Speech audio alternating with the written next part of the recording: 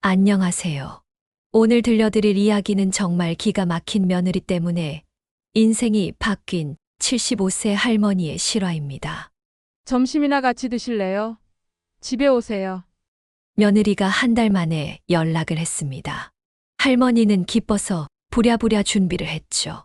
좋은 옷도 꺼내 입고 손자들 줄 용돈도 챙기고 며느리가 좋아하는 과일도 사 들고 갔습니다.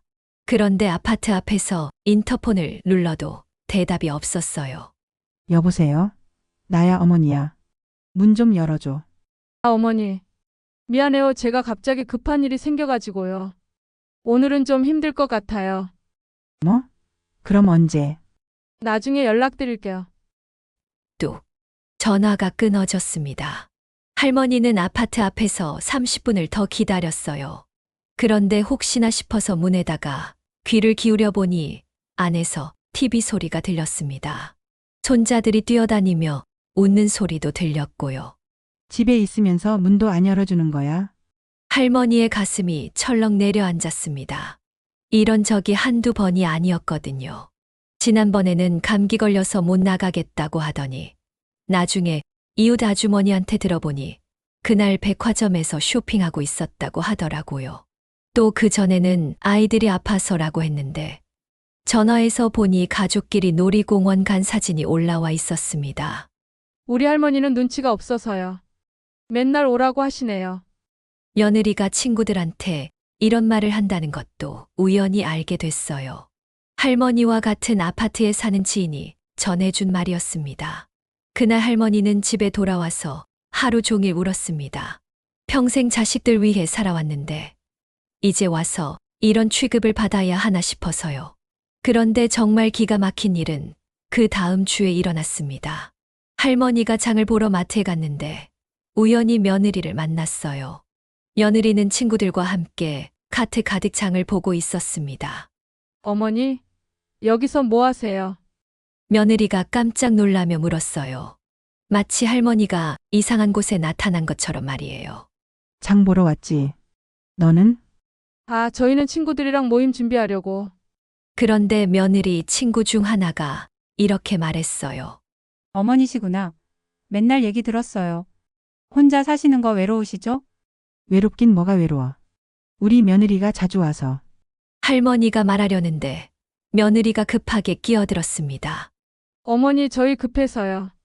먼저 갈게요. 그리곤 친구들을 재촉해서 후다닥 사라져 버렸어요. 할머니는 그 자리에 멍하니 서 있었습니다. 뭔가 이상했거든요. 며느리가 왜 그렇게 급하게 피해갔을까요? 며칠 후 그 이유를 알게 됐습니다. 같은 아파트에 사는 박 아주머니가 우연히 들은 이야기를 전해줬거든요. 순자야, 너 며느리가 친구들한테 뭐라고 했는지 알아? 뭐라고 했는데?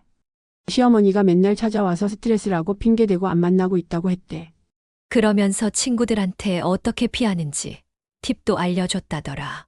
할머니는 그 순간 머리가 하얘졌습니다. 자신이 며느리에게 짐이 되고 있다는 걸 알았으니까요.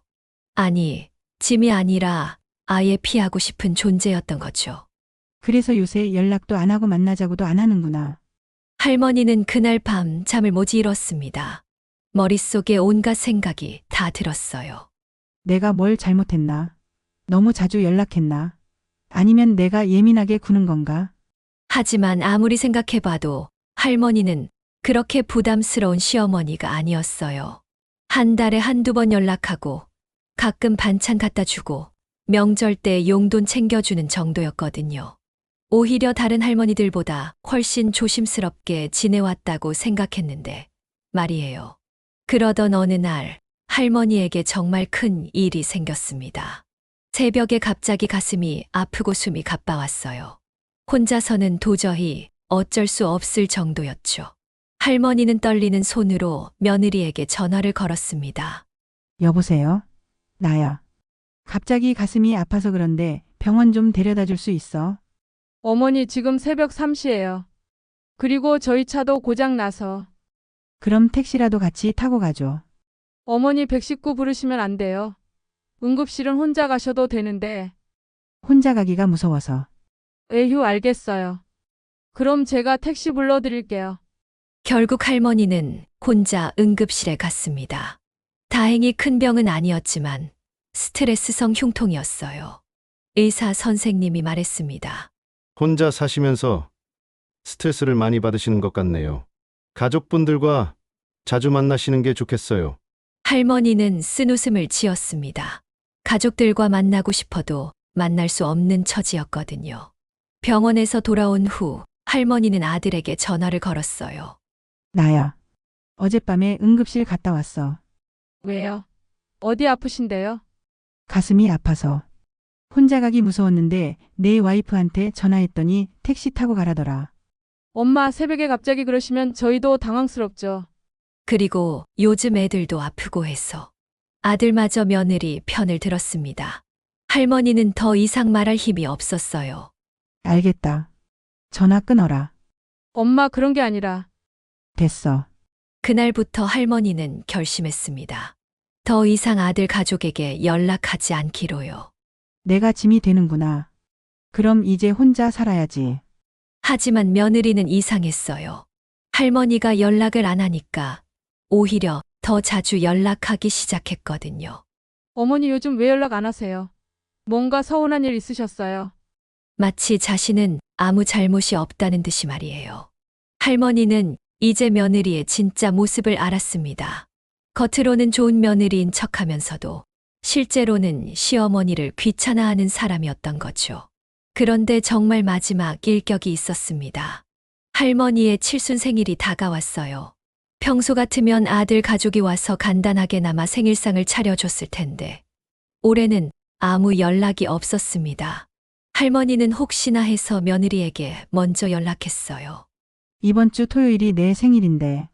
아, 맞아요. 깜빡했네요. 그런데 이번 주는 아이들 학원 발표회가 있어서요. 일요일은 어때? 일요일은 남편이 회사 사람들이랑 골프 치기로 했어요. 결국 생일 당일에 혼자 미역국을 끓여 먹었습니다. 75년 인생에서 이런 쓸쓸한 생일은 처음이었어요. 그런데 며칠 후 핸드폰에서 충격적인 사진을 발견했습니다. 할머니 생일 당일 며느리는 아들 친구 가족들과 함께 고급 레스토랑에서 파티를 하고 있는 사진이었어요. 아이들도 예쁘게 차려입고 케이크까지 들고 있었습니다. 회사 사람들이랑 골프라더니. 이게 골프야? 할머니는 그 사진을 보고 한참을 울었습니다. 자신의 생일보다 남편 친구 생일이 더 중요했던 거죠. 그때 이웃 할머니가 찾아왔어요. 순자야, 왜 이렇게 울고 있어? 언니, 나 이제 정말 필요 없는 사람인가 봐. 무슨 소리야? 할머니는 그동안 있었던 일들을 다 털어놨습니다. 점심 먹자고 해놓고 문도 안 열어준 일, 응급실 갈 때도 혼자 보낸 일, 생일에도 오지 않은 일까지 말이에요. 어머, 그게 무슨 며느리야? 그건 너무하는 거 아니야? 그래도 내가 뭔가 잘못했나 싶어서. 잘못한 게 뭐가 있어? 너는 정말 착한 시어머니였어. 나도 봤잖아. 이웃 할머니의 말에 할머니는 조금 위로가 됐지만 마음 한구석에는 여전히 서운함이 남아 있었어요. 그런데 며느리의 막장 행동은 여기서 끝이 아니었어요. 며칠 후 할머니가 감기에 걸려서 며느리에게 전화를 걸었어요. 지영아, 감기약 좀 사다 줄 수 있어? 몸이 너무 아파서. 어머니, 저 지금 친구들이랑 약속이 있어서요. 약국에서 사드세요. 혼자 가기가 힘든데. 어머니, 요즘 배달도 되잖아요. 배달시켜서 드세요. 배달? 75세 할머니에게 감기약을 배달시켜 먹으라고 하다니. 할머니는 할 말을 잃었어요. 그런데 더 기가 막힌 건 그날 저녁 핸드폰에 올라온 사진이었어요. 친구들과 함께 고급 스파에서 마사지 받는 사진이었죠. 친구들이랑 약속이라더니. 스파에서 놀고 있었구나. 할머니는 너무 화가 나서 떨었어요. 또 다른 날에는 이런 일도 있었어요. 할머니가 은행에 갔다가 어지러워서 쓰러질 뻔했는데 지나가던 사람이 도와줘서 겨우 집에 왔어요. 무서워서 며느리에게 전화를 걸었죠. 지영아, 나 오늘 은행에서 쓰러질 뻔했어. 혈압약을 바꿔야 할 것 같은데 병원에 같이 가줄 수 있어? 어머니, 제가 의료진도 아닌데 같이 가서 뭐래요. 택시 타고 혼자 가세요. 혼자 가기 무서워서.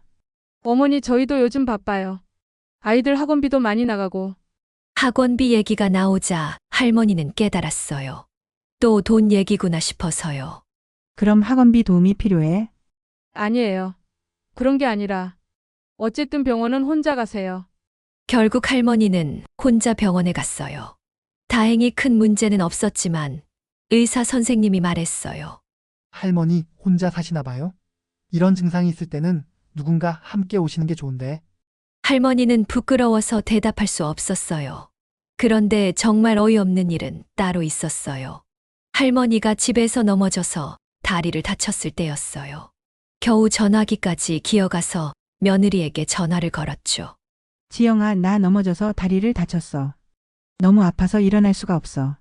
어머니 심각한 거예요. 많이 아파. 병원에 가야 할 것 같은데. 그럼 119 부르세요. 응급차가 더 빨라요. 너희가 와서. 어머니 저희 지금 아이들 생일 파티 준비 중이에요. 케이크도 주문했고 친구들도 오기로 했고.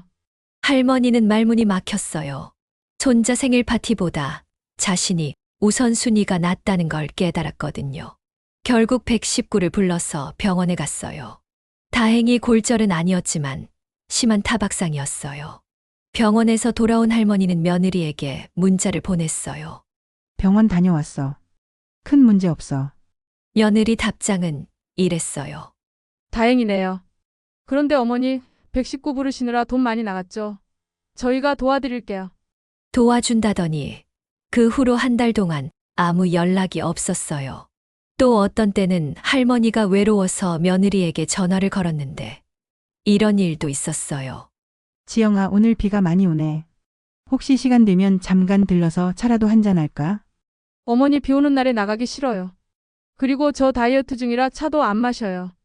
그럼 그냥 얼굴이나 보자. 어머니 요즘 코로나도 있고 해서 사람 만나는 거 조심해야 해요. 그런데 그날 저녁 핸드폰에 며느리가 올린 사진을 보니 친구들과 카페에서 케이크 먹는 사진이 올라왔어요. 다이어트 중이라더니. 코로나 조심한다더니. 할머니는 이제 며느리의 거짓말에 익숙해졌어요. 가장 충격적이었던 건 추석 때였어요. 할머니가 일주일 전부터 준비해서 전과 나물을 다 해놨는데 며느리가 추석 당일 아침에 전화를 걸어왔어요. 어머니 죄송한데 오늘 못 갈 것 같아요. 왜? 무슨 일이야? 아이들이 갑자기 열이 나서요. 병원에 가야 할 것 같아요. 할머니는 걱정이 됐어요. 많이 아파? 내가 뭐 도와줄 일 없어? 괜찮아요. 저희가 알아서 할게요. 그런데 그날 저녁 이웃 아주머니가 말해줬어요. 순자야, 내 며느리 가족 오늘 놀이공원에 갔더라. 우리 딸이 거기서 봤대. 놀이공원요? 응, 아이들도 멀쩡하게 뛰어다니고 있었다던데. 할머니는 그 순간 무너졌어요. 추석인데 시어머니보다 놀이공원이 더 중요했던 거죠. 혼자 차린 추석상 앞에서 할머니는 하루 종일 울었어요. 그 다음날 며느리가 뻔뻔하게 전화를 걸어왔어요. 어머니 어제는 정말 죄송했어요. 아이들이 갑자기 아파서. 놀이공원 재미있었어? 네? 뭐라고 하셨어요? 놀이공원 갔었잖아. 아이들이 아프다고 해놓고. 며느리가 당황하는 게 느껴졌어요. 그게 병원 갔다 오는 길에 아이들이 괜찮아져서. 거짓말 그만해. 이제 지겨워. 어머니 오해하시는 거예요. 할머니는 전화를 끊어버렸어요. 더 이상 며느리의 거짓말을 듣고 싶지 않았거든요. 그러던 중 더욱 충격적인 일이 벌어졌습니다. 할머니가 병원 검사를 받으러 갔는데 우연히 며느리 친구를 만났어요. 어머니시죠? 저 지영이 친구 민정이에요. 아, 그래요. 어머니, 지영이가 어머니 때문에 스트레스 많이 받는다고 하던데 좀 이해해 주세요. 네? 어머니가 너무 자주 연락하시고 만나자고 하셔서 지영이가 힘들어해요. 요즘 젊은 사람들은 바쁘잖아요. 할머니는 말문이 막혔어요. 며느리가 친구들에게 이런 식으로 말하고 다니고 있었던 거예요. 아, 그래요. 그리고 어머니, 혹시 돈이 필요하시면 말씀하세요. 지영이가 어머니 용돈도 드리고 있는데 계속 더 달라고 하시면 곤란해요. 할머니는 어이가 없었어요. 자신이 며느리에게 돈을 달라고 한 적이 언제인지. 오히려 명절마다 용돈을 주는 쪽이었는데 말이에요. 집에 돌아온 할머니는 더 이상 참을 수가 없었어요. 며느리가 밖에서 자신을 어떻게 말하고 다니는지 알게 됐으니까요. 그날 밤 할머니는 중요한 결정을 내렸습니다. 이 집을 팔고 멀리 떠나기로요. 다음 날부터 할머니는 부동산을 알아보기 시작했어요. 40년 동안 살았던 집을 팔고 다른 곳으로 이사를 가기로 한 거죠. 할머니, 갑자기 이사를 왜 가려고 해요? 부동산 아저씨가 물었어요. 이 집이 너무 커서 혼자 살기 부담스러워요. 사실은 그게 아니었죠. 며느리가 그렇게 자신을 부담스러워한다면 아예 멀리 떨어진 곳으로 가면 되는 거니까요. 집이 생각보다 빨리 팔렸어요.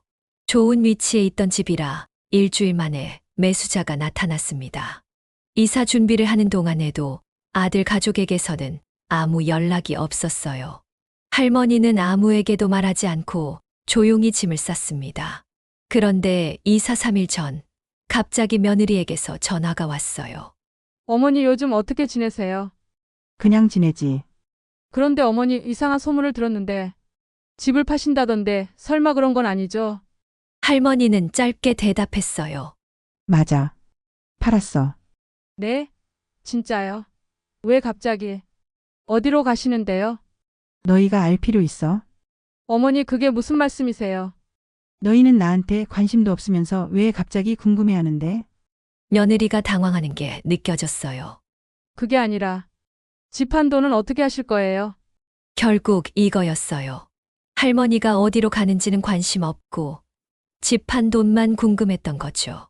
내가 번 돈이니까 내가 알아서 쓸 거야. 어머니 저희도 요즘 대출 이자 때문에 힘든데 그건 너희 일이고. 할머니는 전화를 끊어버렸어요. 이제 더 이상 이런 대화를 하고 싶지 않았거든요. 드디어 이사 당일이 됐습니다. 할머니는 서울에서 2시간 떨어진 작은 도시의 실버타운으로 이사를 갔어요. 새로운 곳에서 새로운 시작을 하기로 결심했거든요. 그런데 이사를 간 지 일주일 후 갑자기 아들과 며느리가 찾아왔어요. 엄마, 왜 갑자기 말도 없이 이런 곳에 오셨어요?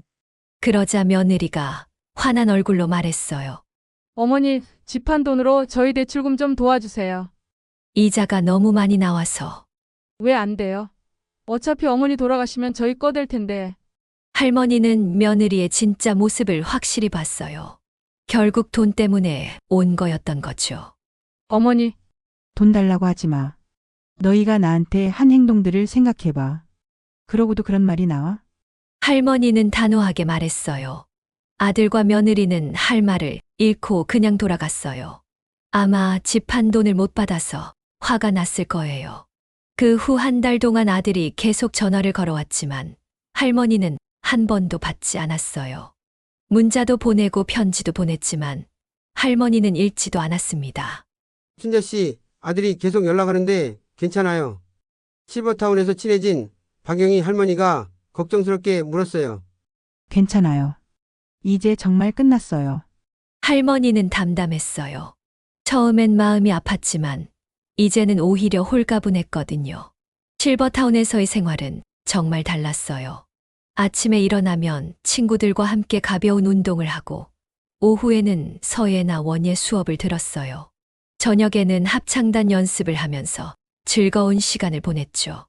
순자 씨, 노래 정말 잘하네요. 에이, 그런가요? 75세에 처음으로 자신의 재능을 발견한 할머니는 신기했어요. 그동안 자신만을 위한 시간이 없었으니까 이런 걸 알 수도 없었죠. 6개월이 지나자 할머니는 완전히 다른 사람이 됐어요. 표정도 밝아지고 건강도 좋아졌어요. 무엇보다 마음이 편해졌어요. 순자 씨, 요즘 완전히 젊어 보여요. 정말요? 기분이 좋아서 그런가 봐요. 그런데 어느 날 예상치 못한 일이 일어났어요. 실버타운 앞에 며느리가 나타난 거예요. 혼자 왔더라고요. 어머니, 며느리는 많이 초라해 보였어요. 예전처럼 화려하게 차려입지도 않고 얼굴도 많이 상해 있었어요. 왜 왔어? 어머니 죄송해요. 제가 정말 잘못했어요. 며느리가 갑자기 무릎을 꿇으며 울기 시작했어요. 일어나. 사람들이 봐. 어머니 저 정말 후회하고 있어요. 어머니 없으니까 집안이 엉망이 됐어요. 할머니는 냉정했어요. 그래서? 남편도 저한테 화내고 아이들도 할머니 보고 싶다고 하고. 어머니 다시 돌아와 주세요. 며느리는 계속 울면서 사정했지만 할머니는 마음이 움직이지 않았어요. 안 돼. 나 이제 여기가 좋아. 어머니 제가 정말 바뀔게요. 앞으로는 어머니 말씀 잘 들을게요. 너 지금도 내가 내 밑에서 살아야 한다고 생각하는구나. 할머니의 말에 며느리가 당황했어요. 네? 나는 이제 내 인생을 살 거야. 누구 눈치 보지 않고 내가 하고 싶은 대로. 어머니, 그리고 한 가지만 말해줄게. 나 여기서 진짜 행복해. 너희랑 살 때보다 100배 더 행복해. 며느리는 더 이상 할 말이 없었어요. 할머니의 표정을 보니까 정말로 행복해 보였거든요. 돌아가. 그리고 다시는 오지 마. 며느리는 결국 울면서 돌아갔어요. 그 모습을 본 박영희 할머니가 말했어요. 순자 씨 잘했어요. 자식이라고 해서 무조건 참을 필요는 없어요. 맞아요. 이제야 알겠어요. 그 후로 할머니는 정말 자유롭게 살았어요. 1년 후에는 실버타운에서 합창단 단장까지 맡게 됐고, 2년 후에는 원예 강사로도 활동하게 됐어요. 가끔 손자들이 할머니를 그리워한다는 소식을 들으면 마음이 아프기도 했지만, 그래도 후회하지 않았어요. 내가 먼저 나를 사랑해야 다른 사람도 나를 사랑할 수 있구나. 할머니는 깨달았어요. 그동안 자신을 희생하면서까지 가족을 위해 살아왔지만, 결국 그들에게는 당연한 존재가 되어버렸다는 걸 말이에요. 이제 할머니는 진짜 행복합니다. 자신만의 시간을 즐기고 좋은 친구들과 함께하며 새로운 것들을 배우면서 살고 있어요. 혹시 이 이야기를 들으신 분들 중에서도 비슷한 상황에 계신 분이 있다면 기억해 주세요. 나이가 들었다고 해서 참기만 할 필요는 없어요. 언제든 새로운 시작을 할 수 있고 자신만의 행복을 찾을 수 있습니다. 가족이라는 이름으로 당신을 힘들게 하는 사람들이 있다면 과감하게 거리를 두세요. 당신의 행복이 가장 중요하니까요. 할머니의 이야기는 여기서 끝나지만 여러분의 새로운 이야기는 지금부터 시작될 수 있습니다. 감사합니다.